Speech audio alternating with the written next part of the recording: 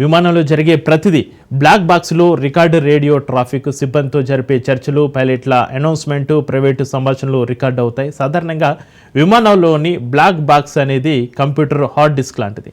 ఇక విమాన ప్రమాదాలు జరిగిన తర్వాత విచారణ సమయంలో కీలక పాత్ర పోషించేది బ్లాక్ బాక్స్. అయితే ఈ బ్లాక్ బాక్స్ ఆరెంజ్ కలర్లో ఉంటుంది. ఈ కలర్ ఎందుకు ఉంటుందో తెలుసా? దీని వెనక కారణం కూడా ఉంది.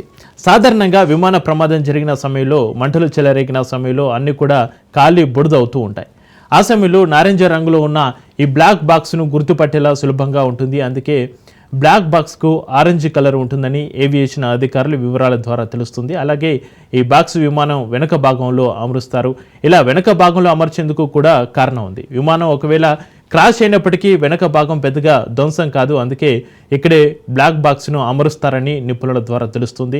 ఈ బ్లాక్ బాక్స్ను ప్రతికూల వాతావరణంలో కూడా దృఢంగా ఉండేలా డిజైన్ చేస్తారు. అధిక ఉష్ణోగ్రతలను తట్టుకునేలా, నీటిలో మునిగినా ఎలాంటి డేటా తొలగిపోకుండా ఉండేలా జాగ్రత్తలు తీసుకొని దీన్ని డిజైన్ చేస్తారు. ఒకవేళ రాడర్ సిగ్నల్స్ అందని సమయంలో కూడా బ్లాక్ బాక్స్ మాత్రం పని చేస్తూనే ఉంటుంది. విమానం ప్రమాద సమయంలో అందులో ఉండే పైలట్, ఇతర ప్రయాణికులు ఎలాంటి విషయాలు మాట్లాడారు, పైలట్ ప్రమాదం జరిగిన సమయంలో ఎలాంటి సహాయం కోరాడు, తదితర విషయాలన్నీ కూడా ఇందులో రికార్డ్ అవుతూ ఉంటాయి.